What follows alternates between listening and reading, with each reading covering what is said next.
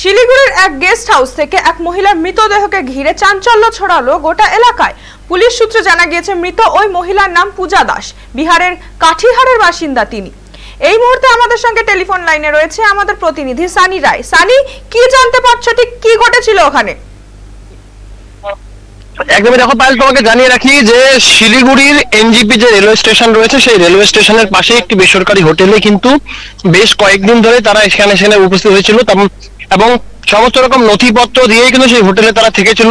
এবং যেমনটা এখনো পর্যন্ত পুলিশ সূত্রে খবর আমাদের কাছে রয়েছে যে গত 3 দিন ধরে তারা কিন্তু সেই হোটেলেই ছিল এবং পরবর্তীতে 3 দিন পরে যখন তার হাজবেন্ড যে যার নাম পরিচয় জানা এখনো পর্যন্ত হচ্ছে, তিনি কিন্তু সেখান থেকে হোটেল থেকে তিনি বাইরে কোনো এক কারণের জন্য বাইরে বেরিয়েছিল। তারপরে প্রায় একদিন পেরিয়ে গিয়েও কিন্তু হোটেলে পৌঁছায়নি। তারপরে কিন্তু হোটেল মালিকের সন্দেহ হয় এবং পরবর্তীতে যখন সেই রুমে গিয়ে তারা হোটেল মালিক থেকে শুরু করে যারা কর্মচারী রয়েছেন তারা সেখানে পৌঁছায়, সেখানে গিয়ে কিন্তু একেবারে রীতিমতো তারা একেবারে হম্বিতম্বি খেয়ে যায়।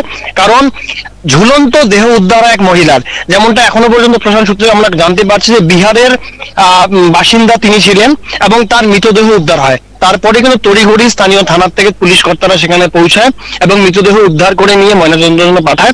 এখনো পর্যন্ত সঠিক কোনো কারণ জানা যায়নি যে ঠিক কি কারণে এই ধরনের এই আকস্মিক একটা মৃত্যু, যেখানে এখনো পর্যন্ত বলা হচ্ছে যে সেটা হত্যাকাণ্ড নাকি আত্মহত্যা তা কিন্তু এখনো পর্যন্ত স্পষ্ট নয়। পুলিশ তদন্ত সাপেক্ষে কিন্তু কোনো রকম তথ্য দিতে চাইছে না।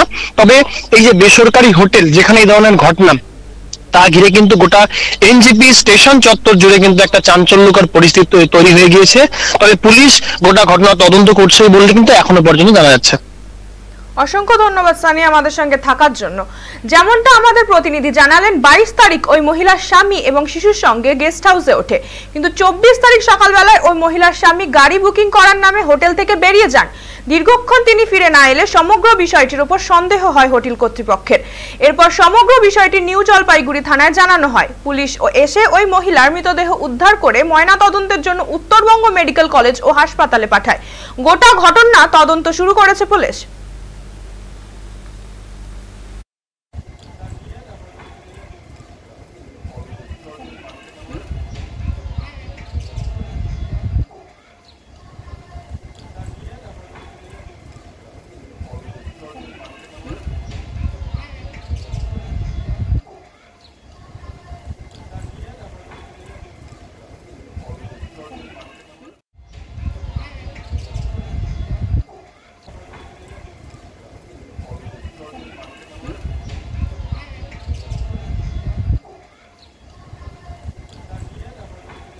শুনলাম এখানে মার্ডার হয়েছে, মার্ডার না সুসাইড, আমি এরকম শুনলাম।